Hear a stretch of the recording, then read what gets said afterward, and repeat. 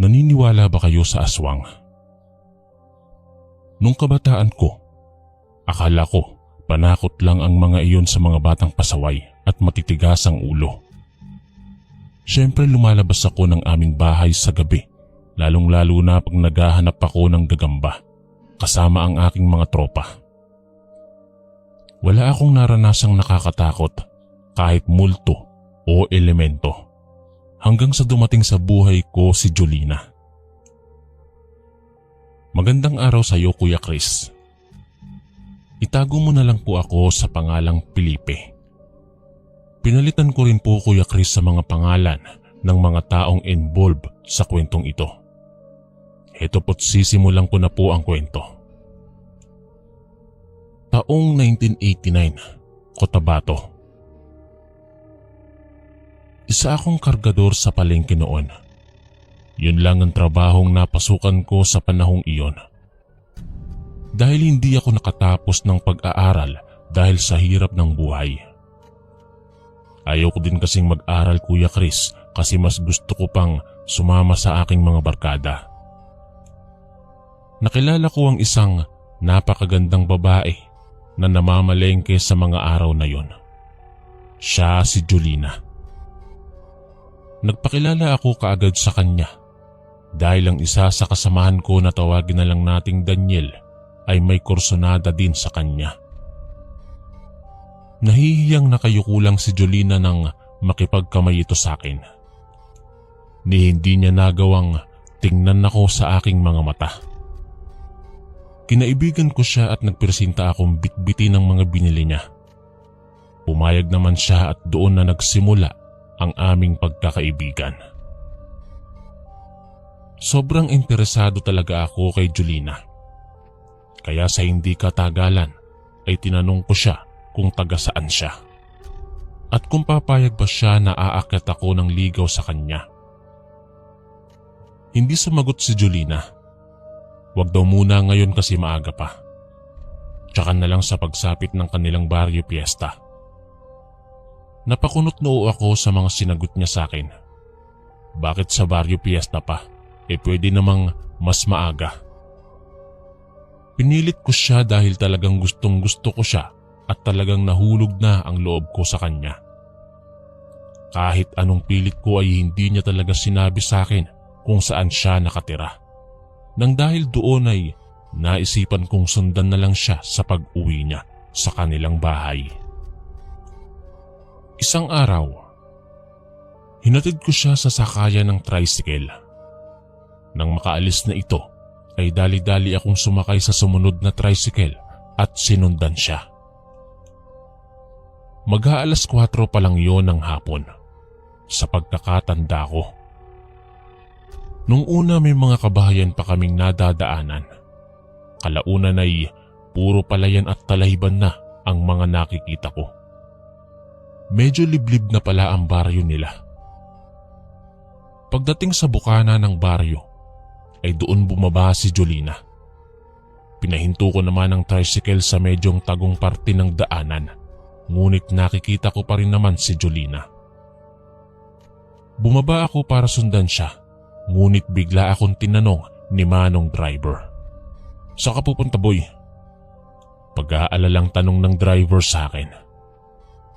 Susundan ko lang po ang babaeng nililigawan ko, Manong. Gusto ko pong malaman kung saan siya nakatira. Sagot ko sa kanya habang hindi ko inaalis ang tingin ko kay Jolina na papasok na sa kanilang baryo. Sigurado ka na dyan sa baryo ka pupunta? Hindi mo ba alam ang usap-usapan tungkol sa baryong yan? Tanong ng driver sa akin na siyang pinagtataka ko. Napalingon ako sa driver. Anong usap-usapan po, Manong? Kunot noo kong tanong sa kanya. Hindi mo ba alam na usap-usapan sa palengke na baryo yan ng mga aswang? Sagot ni Manong driver sa akin. Napatawa ako sa kanyang sagot sa akin. Sarkastiko akong nagwika sa kanya na, aswang? ano ko ba naman, Manong? Sa tanda mong iyan nagpapaniwala ka pa rin ba sa mga aswang? Hindi naman totoo ang mga aswang na yan, Manong. Panakot lang yan sa mga bata. Tatawang-tawang wika ko sa kanya. Napailing na lamang si Manong dahil sa mga sinabi ko. Hindi ko pinakinggan si Manong sa mga babala niya sa akin tungkol sa baryo nila Jolina. Hindi naman talaga kasi ako naniniwala sa aswang. Dahil doon ay sinundan ko pa rin si Jolina. Sobrang liblib pala ng lugar na iyon dahil walang kabahayan sa may bukana. Puro malalaking puno at talahiban lang ang nandoon. Pasilip-silip lang ako habang sinusundan ko si Jolina. Pag napatigil siya sa paglalakad ay nagmamadali akong magtago sa likod ng puno. Pigil hininga ako dahil baka malaman niya na sinusundan ko siya. Pinagpatuloy niya ang paglalakad hanggang sa nakita ko siyang pumasok sa isang kubo. Maraming kubo pala ang nakatayo sa baryong yon. Tinandaan ko ang bahay ni Jolina at napag-isipan kong aakyat ako ng ligaw sa kanya bukas ng gabi. Nang masiguro kong nakapasok na si Jolina ay naglakad na ako pabalik nang biglang may narinig akong sit-sit. Napalingon ako. Biglang nagsitayuan ang mga balahibo ko sa katawan. Sino yan? Tanong ko. Walang tugon akong narinig kaya nagpatuloy ako sa aking paglalakad. Ilang segundo lang ang nakalipas ay may sit-sit na naman akong narinig. Nagpalingalinga ako at tiningnan ang kapaligiran ko. Nangatog na ako sa takot. Lalo pang nadagdagan ng takot ko nang unti-unting kinain ng dilimang haring araw. Paano kaya kung totoong may aswang nga dito sa baryo nila? Ano ang gagawin ko? Bahala na, sabi ko pa sa sarili ko. Bigla akong nakarinig ng malakas na pagaspas na parang galing sa isang malaking ibon sa likuran ko. Bigla ding lumakas ang hangin. Hindi ko na tiningnan pa yon. Ang ginawa ko ay kumaripas na ako ng takbo papalabas ng baryo. Nang makarating ako sa bukana ay walang tricycle doon kaya napilitan akong tumakbo pa sa unahan. Nararamdaman ko na lang na parang may biglang humahatak sa akin pataas.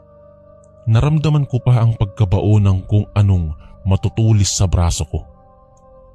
Napasigaw ako sa gulat dahil umangat talaga ang mga paa ko sa lupa. Ngunit sa hindi ko malamang dahilan ay hindi niya ako magawang buhatin at ilipad ng tuluyan. Sumadsad ang mga paa ko sa lupa. Nagpupumiglas ako at sinubukan ko itong suntukin at hampasin. Kaso bago ko magawa yon, ay nabitiwan na nito ako. Nadapa ako at napasubsob ang mukha ko sa isang putikan. Nakaramdam ako na may tumama sa ulo ko pero hindi ko na ininda pa yon. Gumapang ako papasok sa pinakamalapit na talahiban. Pinunasan ko ang mga mata ko dahil wala akong makita. Naririnig ko pa rin ang pagaspas. Nang wala nang sagabal sa mga mata ko, ay nagmasid ako sa kapaligiran at hinanap ang nilalang na yon.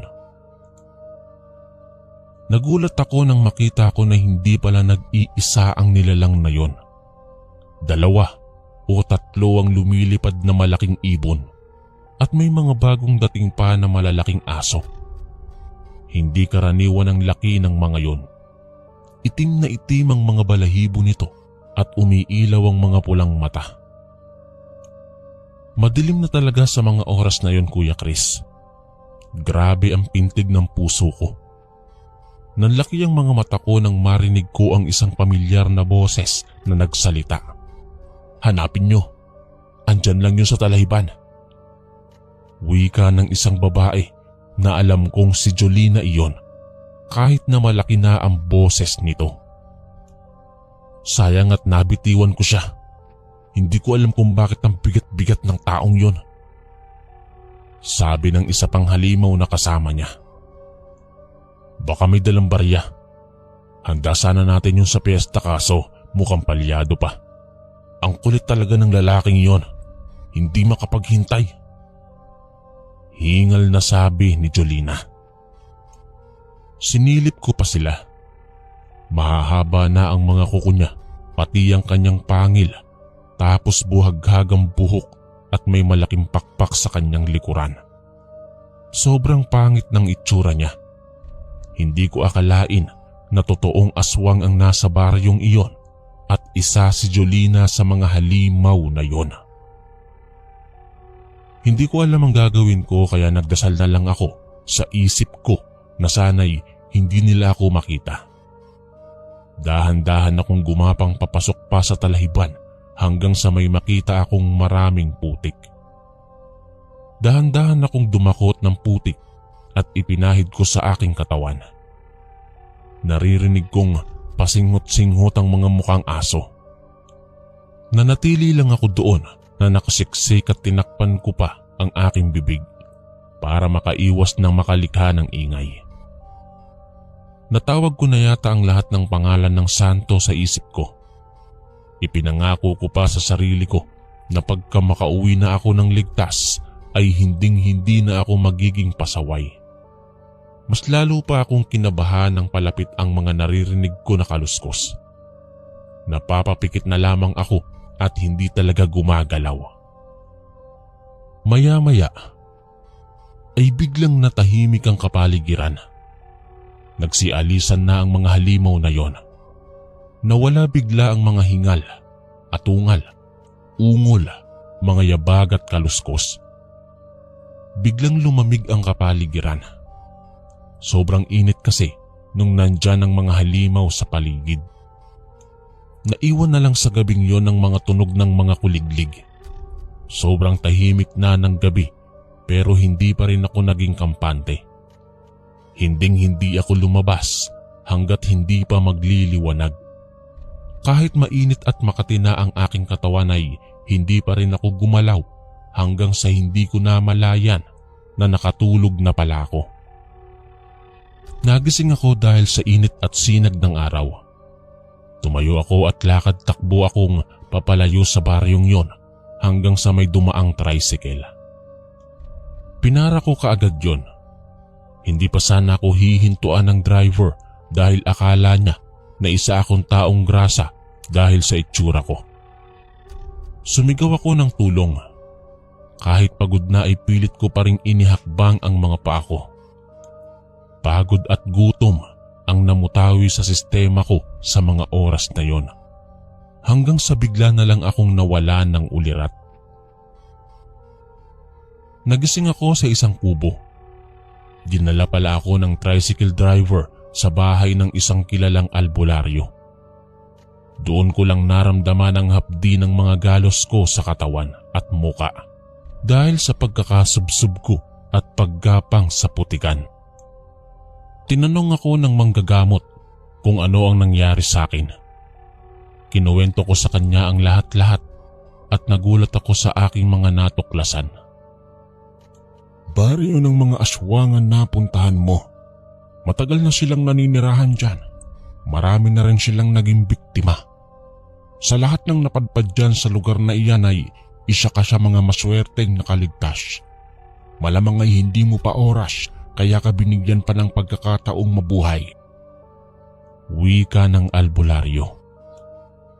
Napamura na lamang ako dahil sa mga naranasan ko. Binigyan niya ako ng proteksyon laban sa mga aswang dahil tiyak na susundan ako ng mga yon. Nang mabuti-buti na ang pakiramdam ko ay umuwi na ako sa amin. Grabing pag-aalala ang nararamdaman ng aking pamilya nang 2 araw akong hindi nakauwi. Piningot pa ang tenga ko ng aking ina dahil daw sa katigasan ng ulo ko nang matapos kong sabihin sa kanila ang mga nangyari. Aminado ako na kasalanan ko rin kung bakit nangyari sa akin iyon, Kuya Chris.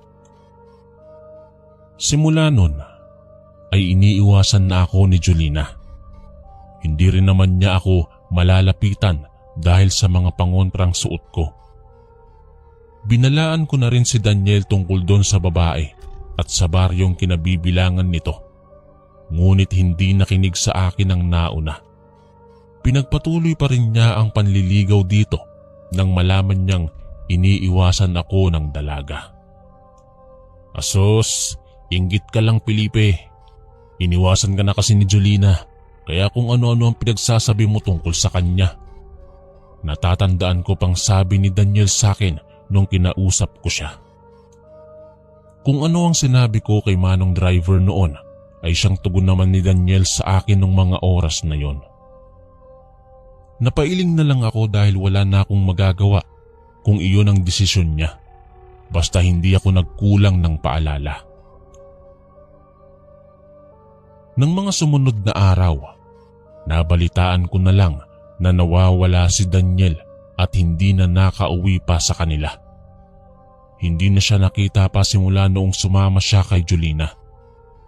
Inimbitahan kasi siya nito sa kanilang baryo fiesta. Kasama ng paglaho ni Daniel ang pagkawala din ni Jolina. Hindi ko na kailanman nakita pa ang dalaga sa palengke. Hindi ko na rin sinubukang idulog sa kinauukulan ito dahil malamang ay hindi nila ako paniniwalaan. Wala naman kasi akong matibay na ebidensya na totoo ang mga aswang. Baka pagtawanan lang nila ako. Mag-ingat po tayong lahat sa mga nakakasalamuhan natin dahil hindi natin alam na baka isa silang aswang. Kaya mas mabuting magtanong-tanong muna at kilalanin ng mga taong bago pa lang nating naging kaibigan. Alamin muna ang baryong kanilang pinagmulan. Malay nyo, baryo na pala iyon ng mga aswang. Hanggang dito na lang po ang aking kwento. Salamat po at pagpalain po tayo ng Panginoon. Lubos na gumagalang, Felipe ng Cotabato.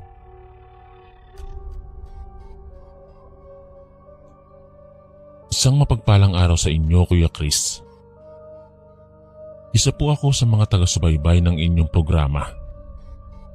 Sumulat ako para ibahagi ang hindi malilimutang katatakutan na aking karanasan.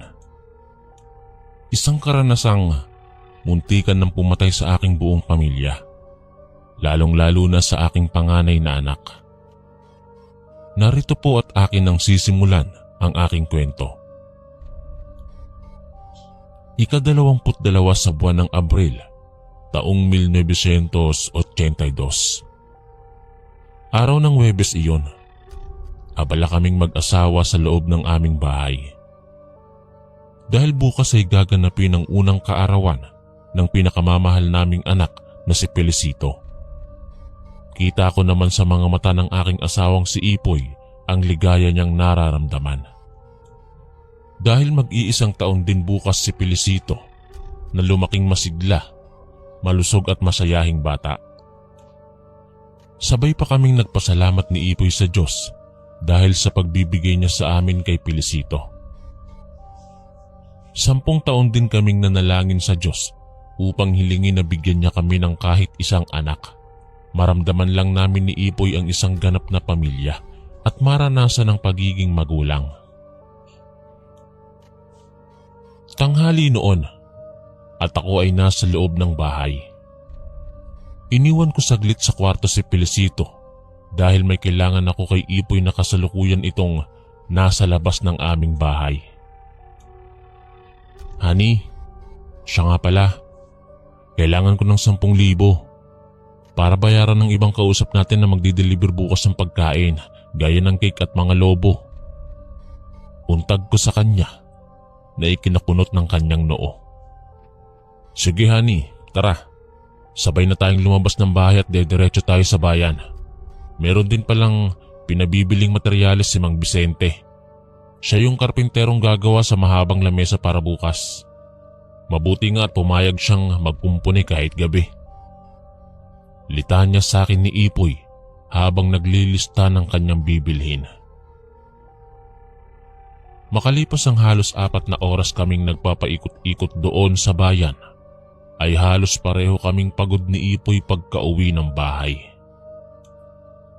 Natuwa naman ako dahil halos na kumpleto lahat ng kakailanganin namin. Pagkatapos ay dumiretso ako sa kusina para magtimpla ng juice. Pinuno ko ng yelo ang pitsil Nagsalin ako sa baso ng juice at iniabot kay Ipoy para inumin ito at maibsan kahit saglit ang kanyang pagod din na nararamdaman. Nasisiyahan naman ako dahil nagpresenta naman ang ibang hipag ko na sila raw ang totoka para magluto ng mga ihahain naming pagkain bukas. Bandang 7:00 ng gabi ay dumating itong si Mang Vicente, ang karpintero na mag-aayos sa lamesang gagamitin bukas. Nakakahiya nga dahil mukhang naabala pa namin ang tao. Pero hindi bale, dadagdagan ko na lang ang aming ibibigay sa kanya. Wala na rin kasing oras talaga dahil bukas na nga ang birthday celebration ni Felicito. Tinawag ko si Ipoy para siya na ang mag-asikaso sa kausap niyang karpintero. Basta maglalabas lang ako ng maaari niyang maging merienda o kanyang hapunan. Samantala, abala ako nagpapatahan ng batang nag-iinarte. Ewan ko ba kung kailan siya may selebrasyon, doon pa tinopak at lalagnatin pa yata.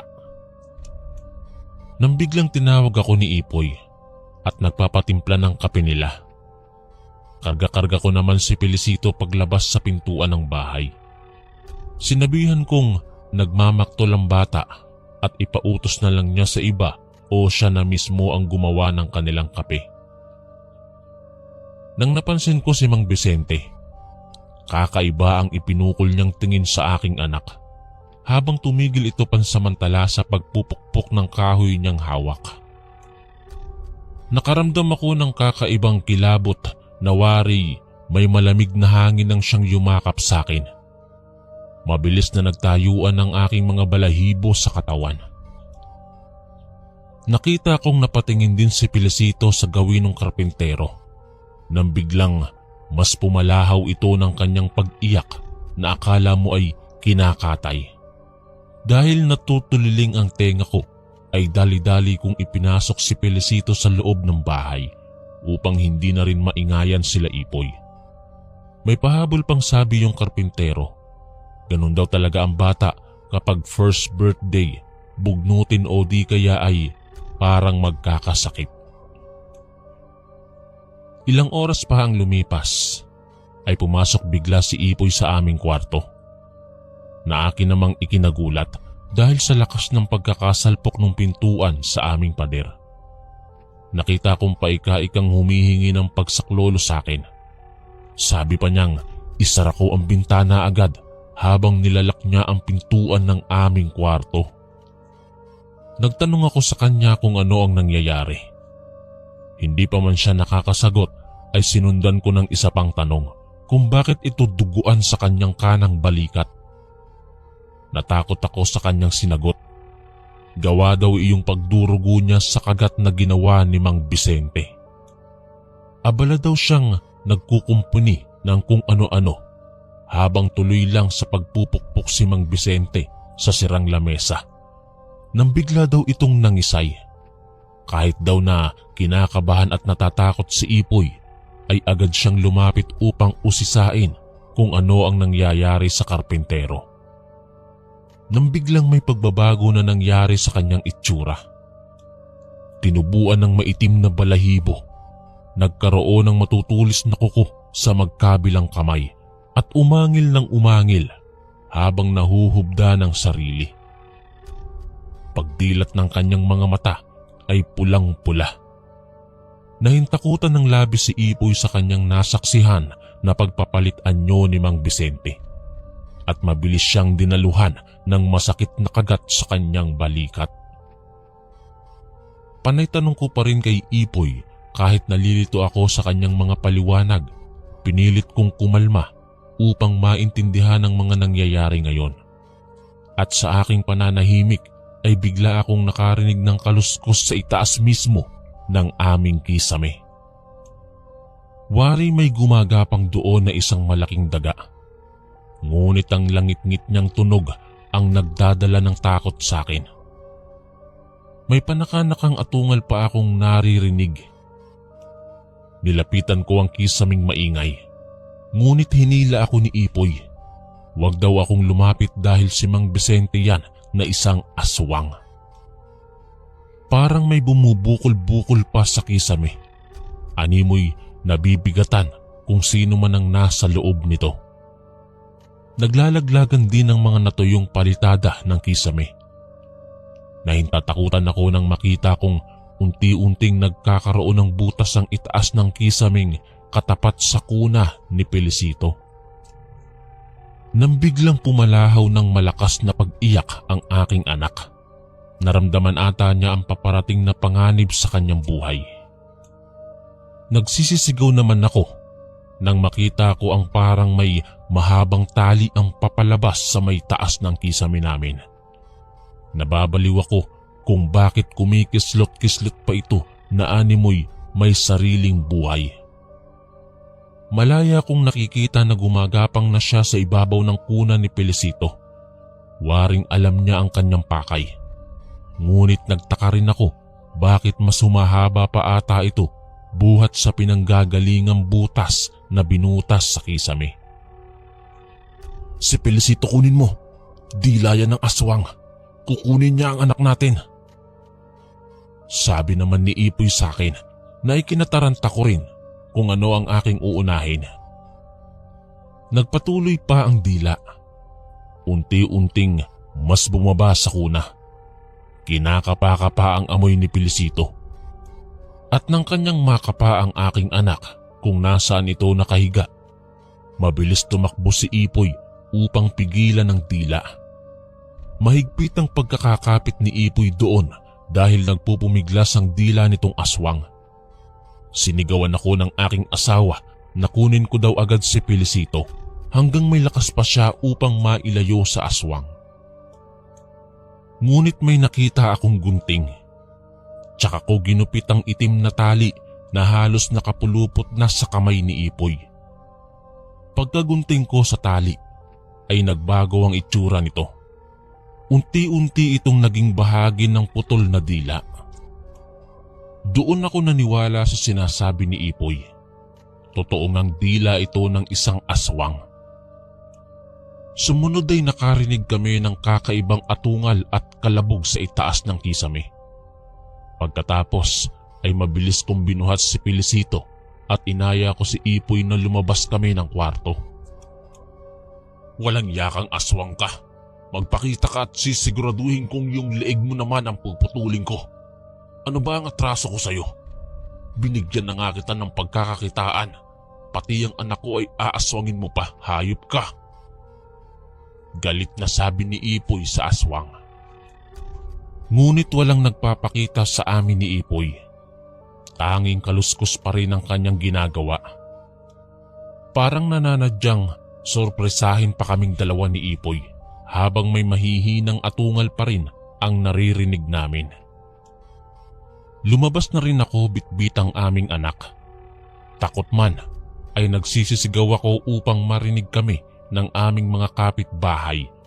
Humihingi ako ng tulong sa kanila.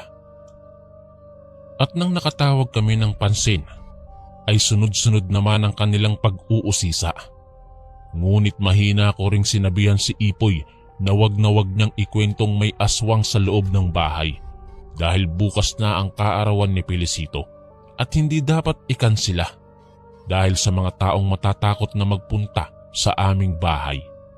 Ang sinabi ko sa kanya ay mag-alibay na lang siya ng iba.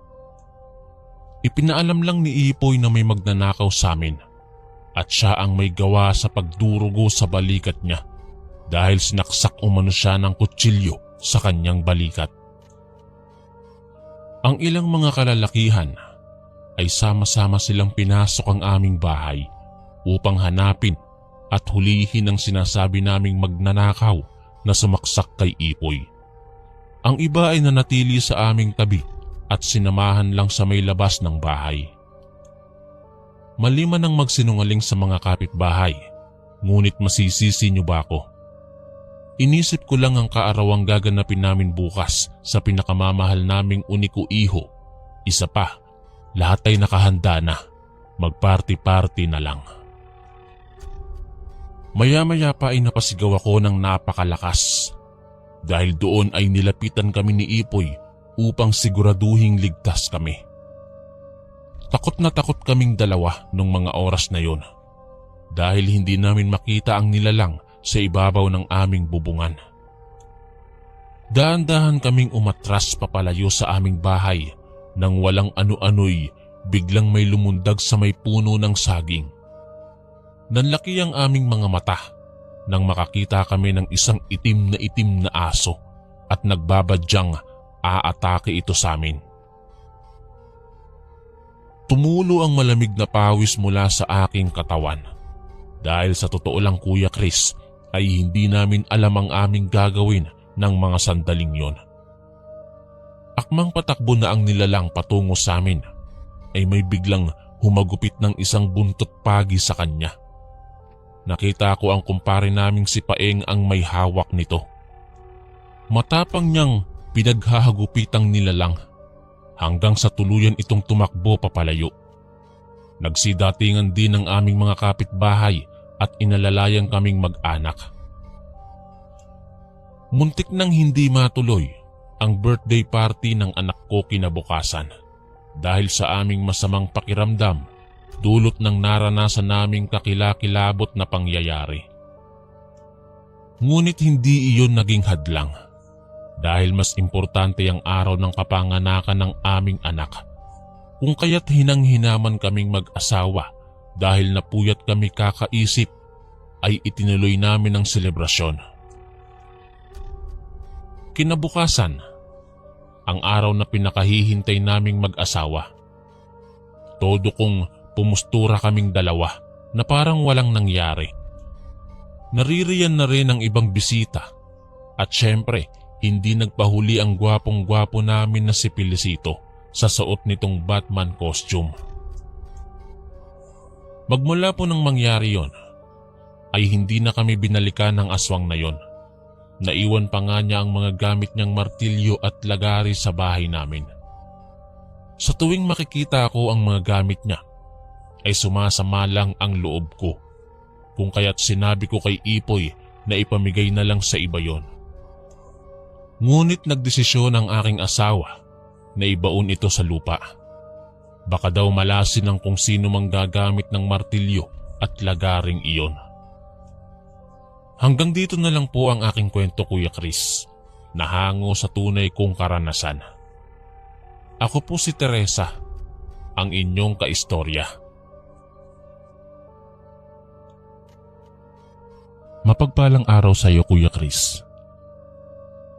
Tawagin niyo na lang po ako sa pangalang Vanessa, 47 years old at kasalukuyang naninirahan sa Parañaque. Ang kwentong ibabahagi ko po sa inyo, Kuya Chris, ay ang kahindik-hindik ko na karanasan sa mga aswang sa lugar ng Antique. Hindi po talaga ako naniniwala sa mga aswang hanggang sa ako na mismo ang nakaranas nito. Taong 1993, 18 anyos pa ako sa mga panahong yon nang magkaroon ako ng trabaho sa isang burger joint sa isang barangay sa Antique. Taga Iloilo City po ako, Kuya Chris. Naninirahan ako sa Iloilo kasama ng aking mga magulang at 5 mga kapatid. Pangalawa po ako. Maagang nag-asawa ang aming panganay kaya napilitan po akong pumunta sa Antique para makapagtrabaho nang sa gayon ay makatulong sa aking mga magulang. Isinama ako ng aking kaibigan at kababata na si Lukring sa isang mag-asawa na nagmamay-ari ng nag-iisang burger joint sa barangay. Hindi ko na lang po sasabihin ang eksaktong pangalan ng lugar para na rin sa ikatatahimik ng lugar. Ayon kay Lukring, naghahanap daw ang mga ito ng tindera sapagkat ang dating nagtitinda ay umalis na lang bigla. Nakipagtanan daw ito sa kanyang kasintahan. Wala namang pag-aalinlangan na tinanggap ko ang trabahong sinabi niya sa akin. Sumama kaagad ako kinabukasan nung pabalik na siya sa Antique. Si Lukring naman ay nasa isang karinderya nagtatrabaho. Nabasa lang kasi niya ang nakapaskil sa tindahan nang maisipan niya sanang bumili ng burger. Nang maalala niya na kailangan ko ng trabaho, ay inalok niya kaagad ako. 2 araw nang sarado ang burger joint dahil walang tindera, kaya as soon as possible ay dapat ay may makuha na sila. Ang kinalalagyan ng bahay nila at tindahan ay nasa dulo pa ng barangay. Mga 10 hanggang 15 metros ang layo sa susunod na bahay. Napapaligiran ito ng malalaking puno. Kumatok kami sa pintuan sa nakasaradong bahay. Matagal bago ito binuksan. Akala ko walang tao kasi nga sarado lahat, pati ang mga bintana. Pero nang sinabi sa akin ni Lukring na ganito talaga ang mag-asawa sa umaga dahil sa gabi ang kanilang mga trabaho, nasabi ko na lang sa sarili ko na ang weird naman. Pero hindi na ako nag-usisa pa kung ano ang trabaho ng mga ito. Anong kailangan nyo? Tanong ng matandang babae pagkatapos magbukas ng pintuan. Magandang umaga po, Aling Purita. Kasama ko po ang kababata ko na si Vanessa. Mag-a-apply po siya bilang tindera nyo. Pakilala ni Lukring sa akin sa matanda. Ah, siya ba? Ngiting sabi ng matanda. Sandali lang at lalabas ako. Sabi ng matanda. Sa araw ding iyon ay tinanggap na agad ako ni Aling Purita. May iilang katanungan lamang siya tungkol sa aking sarili at nasagot ko naman ang mga yon. Palangiti ang matanda at mukhang mabait naman. Payat siya na babae at nang lalalim ang mga mata. Siguro dahil sa puyat ito palagi, pero mukhang mas bata ang itsura niya kaysa sa edad niya na 73. Marami din siyang mga patakarang binanggit gaya ng hindi ako maaaring pumasok sa bahay nila nang walang pahintulot. Nag-iingat lang daw sila dahil yung huling tindera ay nakapagnakaw pa bago ito umalis at sumama sa kasintahan. Dapat din daw magsabi ako kaagad kung konti na lang ang supplies para hindi ako maubusan. Dapat hindi ako magpapagabi sa tindahan. Kailangan ko nang umuwi bago mag-alas 6 at marami pang iba. Tinandaan ko ang lahat ng iyon para naman hindi ako matanggal agad sa trabaho. Okay naman silang magpasahod. Sapat lang upang makatulong sa pamilya ko. Isang araw, naulinigan ko ang mga tsismosang kapitbahay ko na nag-uusap. Uy Mare, may nawawala na naman sa kabilang baryo. Isang binatilyo na edad 15. Inutusan lang daw yung bumili ng sigarilyo ng kanyang ama sa labas kaso hindi na daw umuwi. Akala nga ng mga magulang na naglayas o kaya naman ay sumama sa barkada kaya hindi na nakauwi. Pero alam mo ba, nung hinanap nila, hindi na talaga natagpuan. Pinuntahan na nila ang lahat ng kakilala ng binatilyo pero talagang wala. Wika ng isang matabang babae sa kausap niyang payat na ali. Naku Mare, nagsisimula na naman ang pagkawala ng mga tao. Wala na talagang pinipili ang mga masasamang loob ngayon. Nung una mga bata ang nagkawalaan, ngayon binatilyo na. Pero alam mo Mare, duda ako. Simula kasing dumating ang mag-asawang may-ari ng burger, marami nang nawawalang residente dito. Tapos sa kabilang barangay din. Di ba yung tindera nilang si Hubita? Bigla na lang nawala. Sabi naman nung aling payat. Hoy mga musang, tigil-tigilan nyo nga yung pamimintang nyo sa mag-asawa. Inggit lang kayo dahil kumikita yung negosyo nilang burger joint. Ang bait ng mag-asawa sa atin. Sino bang nagbibigay ng tulong pag kailangan natin ha? Diba sila? Biglang sabat ng isang lalaki na naka-baseball cap na may dalang batuta. Pakiwari ko'y isa itong barangay tanod. Natawa na lamang ako sa mga narinig at napailing. Nagsiuwian na agad ang mga tsismosa sa kanya-kanyang bahay. Maya-maya ay may dumaan na isang matandang taong grasa. Nanglilimos ito sa mga dumadaan at sa mga tambay. Binibigyan naman siya ng ilan, pero ang iba ay tinataboy siya hanggang sa lumapit siya sa akin at umupo sa isa sa mga upuan sa harapan. Palimos. Sabi ng matanda, sabay lahad ng kanyang palad sa counter. Sinagot ko naman siya ng nakangiti at mahinahon. Wala pa akong pera, Lola eh. Kakapadala ko lang ng pera sa amin. Sapat na lang tong natira sa akin para sa araw-araw kong panggastos. Gusto mo bang kumain ng burger? Bibigyan na lang kita. Ikakaltas ko na lang po sa susunod kong sahod. Sabi ko, sabay silid ng isang burger sa supot. Meron na kasi akong niluto in advance. Para kung may bibili, ay diretso ko na lang ng bigay. May ice bucket naman kami na pwedeng pagsidla ng mga luto na para hindi madaling lumamig. Pakunti-kunti lang naman ang niluluto ko. Malakas ang benta ng burger kaya hindi ako nag-aalala na masayang ang mga ito. May isang pabrika na malapit lang sa lugar kaya tiyak na walang masasayang sa niluto ko. Iaabot ko na sana ang burger sa kanya nang bigla niyang tinapik ng malakas ang kamay ko. Dahil sa pagkabigla ay nabitiwan ko ang supot kaya nahulog sa labas ng tindahan. Bakit mo naman ginawa yun, Lola? Ayaw mo ba ng burger? Kung ayaw mo, wag mong itapon. Dagdag kong sabi sa kanya na may halong pagkadismaya dahil sa tinura ng matanda sa akin. Ayaw ko yan. Tao ang palaman yan. Hindi ang karne ng hayop. Karne ng tao yan. Sabi ng matanda. Nagulat ako sa sinabi ng matanda sa akin habang nilalaro niya ang mabuhaghag niyang buhok. Napakunot noo ako. Karne ng tao? Bakit naman niya sasabihin na karne ng tao? Nababaliw na yata ang matandang ito. Bulong ko sa isip ko. Hindi ko na lang pinansin ang sinasabi niya. Lumabas ako at dinampot ang nahulog na supot. Biglang hinawakan ng matanda ang kamay ko ng mahigpit. Lumaki ang kanyang bilugang mga mata na nakatitig sa akin at nagwika ng, Umalis ka na dito kung ayaw mong mapahamak.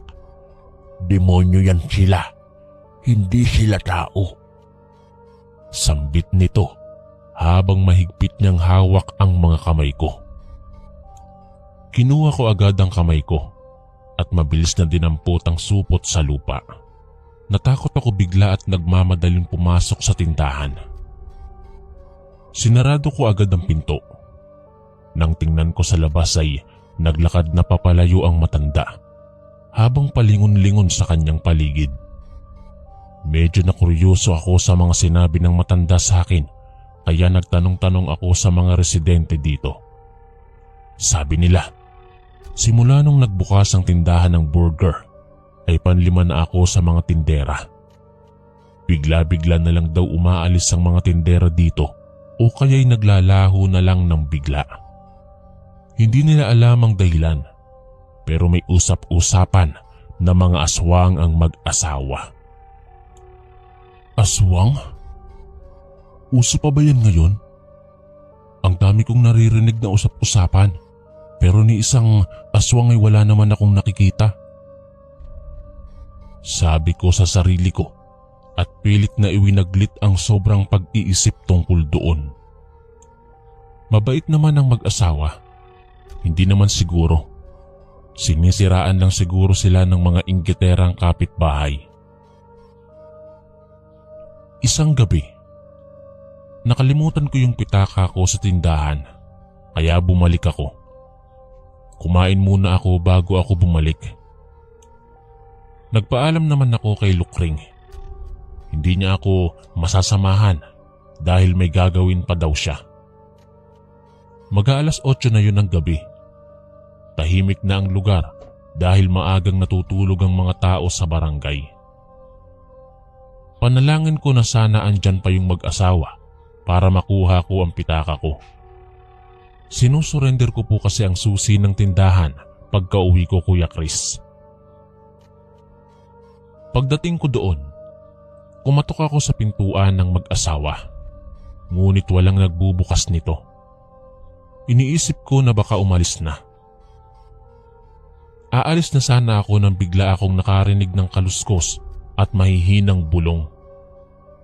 Tumakbo ako at nagtago ako sa isang malaking puno.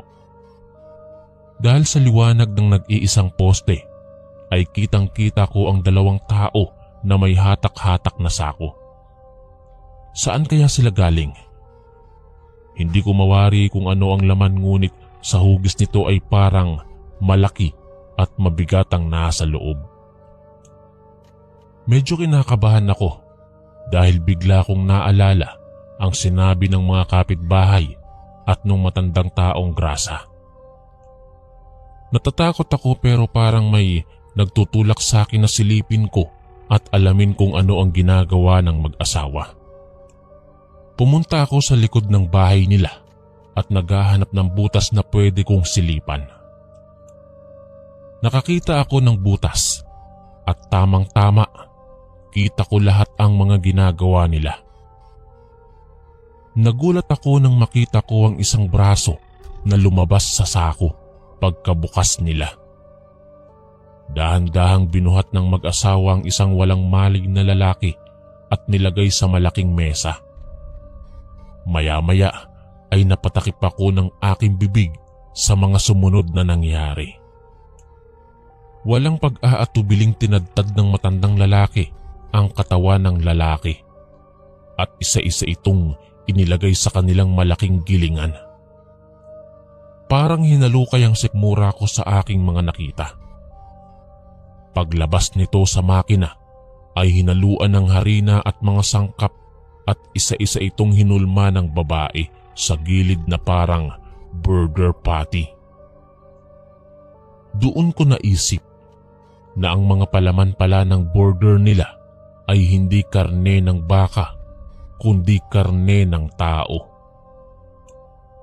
Habang naguhulma ang babae ay sumusubo din ito ng ilang piraso. Ninunguya niya ito na parang kumain lang ng mani. Hindi ko kinaya ang mga eksenang nakita ko kaya hindi ko napigilan ang mapaduwal. Dahil sa ingay ay pakiwaray ko'y narinig nila ako. Sino yan? Narinig kong sigaw ni Aling Purita. Nang dahil doon ay walang lingon-lingon akong tumakbo papalayo sa bahay nila. Nakarinig pa ako na parang may sumusunod sa akin. Nagsisisigaw ako habang tumatakbo. Dahil sa lakas ng sigaw ko ay nabulabog ko ang mga residente doon. Nagsilabasan sila. Narinig ko pa ang sigaw nila. Sumisigaw sila ng aswang.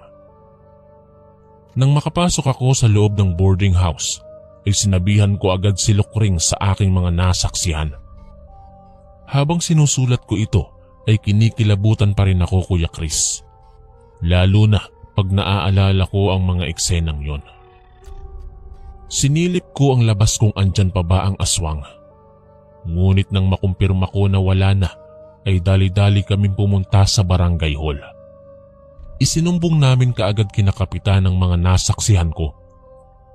Hindi na nagsayang ng oras ang kapitan at ang tanod at sinugod na nila agad ang mag-asawa. Pagdating sa bahay ng mga ito, ay sinubukan pa nilang palabasin sila, ngunit walang tumugon. Sa pilitang binuksan ng mga tanod ang bahay at nagimbal silang lahat sa kanilang mga nakita. Mga nagkalat na dugo at lamang loob ang nasa loob. Umaalingasaw na rin ang mabahong amoy na nakakubli ng matagal sa loob ng bahay na yun. Wala na doon ang mag-asawa. Tumakas na sila. Sinubukang hanapin ng mga tanod ang mga ito, ngunit hindi na sila mahagilap. Hindi ako makapaniwala na aswang pala ang mag-asawang yon. Natuklasan din nila na hindi nakipagtana ng tinderang nauna pa sa akin kasi natagpuan nila ang mga damit nito sa loob ng kwarto ng mag-asawa. Maraming gamit pa ang nandoon, kasama na ang mga gamit ng mga nawawalang tao sa kabilang barangay. Ang pinaka nakadidiring na laman namin, Kuya Chris, ay ang burger patty na binebenta nila ay hindi galing sa karne ng baka kundi galing sa karne ng tao. Nasaksihan pala ito ng matandang taong grasa nang minsan siya ay napadaan sa lugar kaya ito nabaliw. Wala kasing naniniwala sa matanda kaya patuloy pa rin sa pagkukubli ang mag-asawa sa kanilang tunay na katauhan. Nang dahil doon, ang lahat ng mga nakakain ng burger ay nagpakonsulta sa mga albularyo. Ang iba ay na-trauma at ayaw nang kumain ng burger sa buong buhay nila. Buti na lang hindi ako nakatikim pa ng burger nila. Hindi kasi ako mahilig sa mga karne. Mas gusto kong kainin ng mga gulay, Kuya Chris. Nang dahil sa ginawa ko, ay nailagay ko sa peligro ang aking sarili kaya napagpasyahan kong lumuwas na lang ng Maynila upang hindi ako matunto ng mag-asawang aswang. Nakikibalita pa rin ako kay Lukring tungkol sa mga iyon, ngunit hindi na talaga sila bumalik. Ang ginawa ng mga taga-barangay ay sinunog nila ang bahay ng mag-asawa pati ang tindahan para wala na itong babalikan pa. Hanggang dito na lang po, Kuya Chris, ang aking kwento. Lubos na gumagalang at inyong kaistorya, Vanessa. Magandang umaga po, Kuya Chris. Ang kwentong isasalaysay ko ay kwento ng aking lolo na tawagin na lang natin sa pangalang Manolo. Si Lolo Manolo ay aminadong mainiti ng ulo noong kabataan niya. Marami na silang nakasagupa sa iba't ibang baryo, ngunit wala ni isa sa kanila ang lumalaban sa kanilang magkakabarkada. Dekada 80 nung maranasan niya ang isang pangyayari na hinding-hindi niya malilimutan. Piyesta noon sa isang liblib na lugar sa Negros. Inimbitahan siya ng kanyang kabarkada sa inuman na si Manuel. Pupunta daw sila sa isang malayong kamag-anak nito. Kasama nila ang iba pa niyang mga kaibigan na sina Carlos at Adolfo. Umalis sila mga alas 10 ng umaga. Malayo-layo ang lugar na kanilang pinuntahan. Sumakay pa sila ng tricycle at naglakad pa mula sa sentro ng baryong yon na hindi ko na lang po papangalanan. Tinahak nila ang daan papunta sa pinakadulo. Nadaanan pa nila ang isang malawak na tubuhan at talahiban. Mga 15 minutos ang kanilang nilakad bago sila nakarating sa lugar. Malapit nang mag-alas 12 ng tanghali nang sila ay dumating. Nang makita sila ng kamag-anak ni Manuel ay sinalubong kaagad sila nito. Tawagin na lang natin ang kamag-anak na ito na si Ador. Nagpalingalinga si Lolo Manolo. Napakalawak ng bakuran nila Ador. Nagluluto pa ang ibang mga kamag-anak at kapitbahay nito roon ng mga iba't ibang klaseng putahe. Dinala agad sila ni Ador sa isang malaking mesa na may marami ng pagkain at prutas. Mukhang marami kang bisitang pupunta, Ador, ah, sabi ni Manuel. Medyo lang. Bisita ko at bisita ng pamilya ko. Pati iba naming mga kapitbahay. Minsan lang kasi sila makapasyal dito dahil sa layo ng aming lugar, kaya todo ang paghahanda namin tuwing kapistahan. Sagot ni Ador kay Manuel. Umupo kaagad sila at binigyan kaagad sila ng mga plato at kubwertos. Sige, kumain na kayo dyan. Huwag kayong mahiya. Wika ni Ador sa mga magkakaibigan. Umalis muna ito saglit upang daluhan ng mga nagluluto. Hindi na sila nag-atubiling kumain. May pansit, mechado, afritada, adobo at ang paborito ng aking abuelo, ang kinilaw na karne. Bukod sa masarap ang ulam ito, ay masarap din ito sa pulutan. Busog na busog sila sa kanilang mga kinakain. Pagkatapos noon ay nagkwentuhan muna sila at maya-maya'y naglabas ng tuba si Ador. Mangtutuba ang tiyuhin nito kaya nagdala ito ng maraming tuba. Una nilang ininom ang tuba.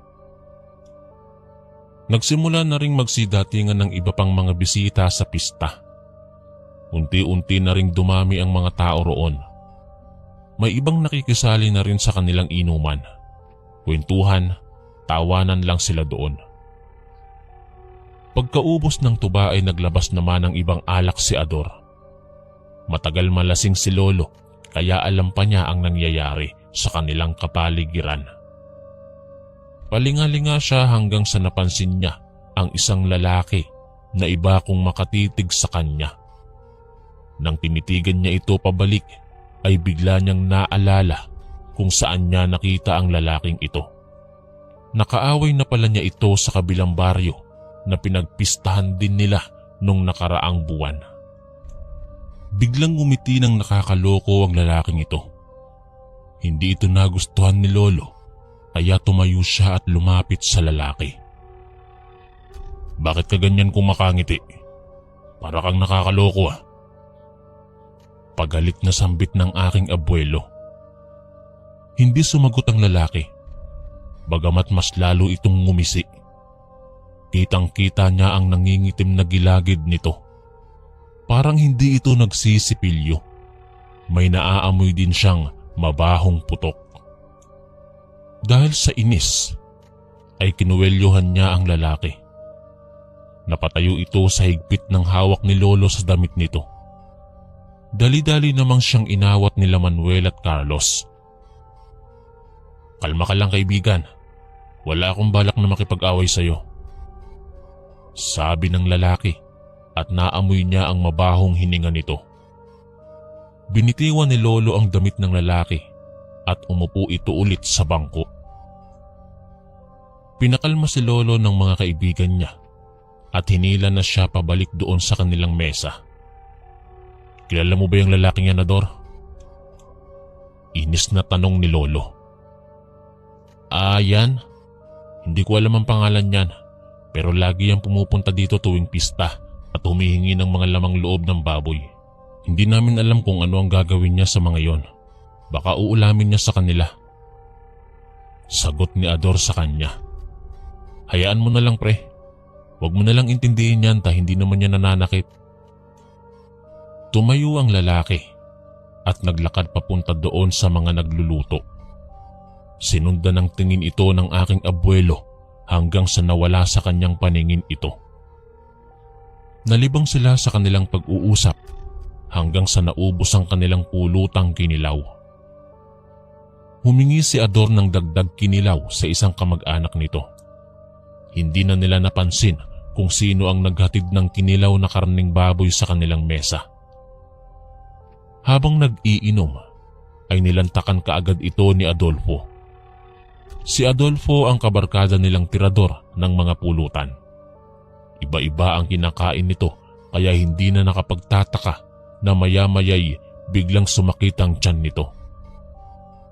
Namilipit ito sa sakit at biglang tumakbo sa likod ng bahay upang magsuka. "Anong nangyari doon?" tanong ni Carlos. "Naparami yata ang kain kaya yun, sumakit ang tiyan." Sagot naman ni Manuel at hindi nila mapigilang tumawa. Yan kasi ang siba-siba, kung ano-ano kasi ang kinakain. Dagdag pa ni Carlos. Kumuha ng isang kutsarang kinilaw si Lolo sa mesa. Habang ninunguya niya ay parang may napansin siya sa lasa nito. Parang iba ang lasa. May nanguya din siya na parang matigas. Baka buto lang ng karning baboy yon. Iniluwa niya ang matigas na yon. "Anong klaseng kinilaw to pre?" tanong ni Lolo kay Ador. "Ito pa rin ba yung kinain naming kinilaw kanina?" Habang tinitignan ng mabuti ang iniluwa niyang matigas. "Kinilaw na baboy pre. Bakit? Iba ba ang lasa?" Pagtatakang tanong ni Ador. Napansin ni Lolo na parang kuko ang nanguya niya kanina. Tiningnan din ng aking abuelo ang mga sahog na nasa kinilaw. Bigla na lamang ng laki ang kanyang mga mata at di maiwasang sumuka dahil sa pandidiri. Tumayo siya at itinuro ang kinilaw sa ibabaw ng mesa. Daliri ng tao, pre. May nakahalong daliri ng tao. Daing ni Lolo Manolo habang pinipilit na magsuka. Nakita nila ang mga pira-pirasong bahagi ng kamay ng tao sa kanilang pulutan. May mga buhok pa at parang makunat na karne na parang balat. Itinapon nila agad ito ng kanyang mga kaibigan at sinimulang tingnan ng iba pa nilang pagkain. Wala naman sa ibang pagkain. Nasa kinilaw lang ang may mga halong parte ng katawan ng tao.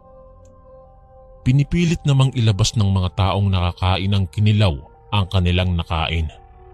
Pati si Ador ay nagsuka na rin. Nagtaka ang ibang bisita kung bakit biglang nagkagulo. Aswang ba kayo, pre? Bakit may mga parte ng katawan ng tao ang nasa kinilaw? Galit na tanong ni Lolo kay Ador. Hindi, pre. Hindi namin alam kung bakit nahaluan yun ng mga parte ng katawan ng tao. Pati nga ako nasusuka, di ba? Sagot ng may pagtataka ni Ador. Tinawag niya kaagad ang gumawa ng kinilaw. Itinanggi nito na may hinalo siya sa kanyang ginawang pagkain. Dahil sa mainiti ng ulo ni Lolo, ay susuntukin na sana niya ang tao, ngunit pinigilan siya ng isang matandang lalaki. Hindi siya ang may kagagawa niyan, iho. Singit ng matanda. Itinuro nito ang isang lalaki na nasa likod ni Ador. Siya ang naglagay nan sa inyong pulutan. Nang lingunin ni Lolo ang direksyon na itinuturo ng matanda, ay napag-alaman niya na ang lalaking nakaaway niya ang gumawa nito. Patakbong nagtungo ang lalaki palabas ng bakuran. Lintik, ikaw palang ka! Pagmumura ni Lolo na galit na galit. Hinabol nila ang lalaking yon. Mabilis itong tumakbo na parang hindi sumasayad ang paa sa lupa. At nang makarating sa may tubuhan, ay bigla na lamang itong nawala. Padilim na sa mga oras na iyon kaya hindi nila maaninagan kung saan ito nagpunta. Sumunod naman sina Ador na may dalang flashlight. Gamit ito ay sinubukan nilang hanapin ang taong yon.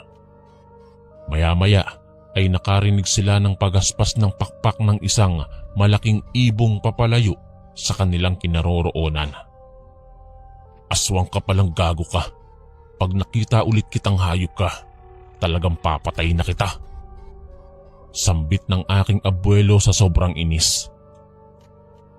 Hindi na nila nahuli pa ang aswang.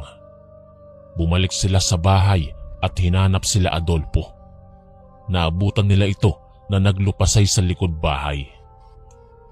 Dali-dali nilang inakay ito at dinala sa loob ng bahay. Doon ay ginamot ito ng matandang lalaki na napag-alaman nila na isa palang albularyo. Pilit na pinapainom ng matanda si Adolfo ng isang inumin na hindi nila alam kung ano ang laman. Pagkatapos ay nagsuka ulit ito at nailabas ang lahat ng kanyang mga kinain. Para makasigurado, ay uminom din sina Lolo at iba pa nilang kainuman na nakakain ng kinilaw. Ano ba ang kasalanan niyo sa lalaking yon, iho? Tanong ng matandang albularyo. Dahil kung susumahin ay sa inyong mesa lang yata siya naglagay ng kinilaw na may halong daliri ng tao. Talagang sinadya niya na doon sa mesa niyo ilagay ang pulutang yon. Nakaaway kasi namin yun, Manong, sa kabilang baryo. Iba kasi kung makatingin ng lalaking yon. Hindi naman namin akalain na isa pala yung aswang. Kung alam lang namin ay sana tinuluyan na namin yon. Sagot ni Lolo na inis na inis. Wala naman siyang intensyon na patayin kayo, mga iho. Mukhang ang gusto lang nito ay makaganti sa inyo. Sabi ng matanda. Huwag kasi idaan sa mainit na ulo ang lahat, mga iho. Matuto din kayong habaan ang inyong mga pasensya. Dahil sa pangyayaring yon, ay binago na ni Lolo ang kanyang sarili. Hindi na siya naging mainiti ng ulo. Kakausapin niya muna ng mahinahon ng isang tao bago niya husgahan. Magpahanggang ngayon ay hindi pa rin malilimutan ng aking abuelo ang taong yon. Tandang-tanda pa rin niya ang itsura nito at mas lalong hindi niya malilimutan ang nagawa nito sa kanya na minsang nakakain na siya ng kinilaw na karne na may parte ng tao. Hanggang dito na lang po muna Kuya Chris ang kwento ng aking lolo Manolo. Sana ay may natutunang aral ang inyong mga tagapakinig sa kwentong ibinahagi ko. Maraming salamat po. Ang inyong kaistorya at gumagalang, Anika. Maraming salamat po mga kaistorya sa pakikinig. At kita-kits po ulit bukas para sa isa na namang nakakatakot na kwento. Ito po si Kuya Chris, ang inyong kaistorya. God bless po at ingat po lagi.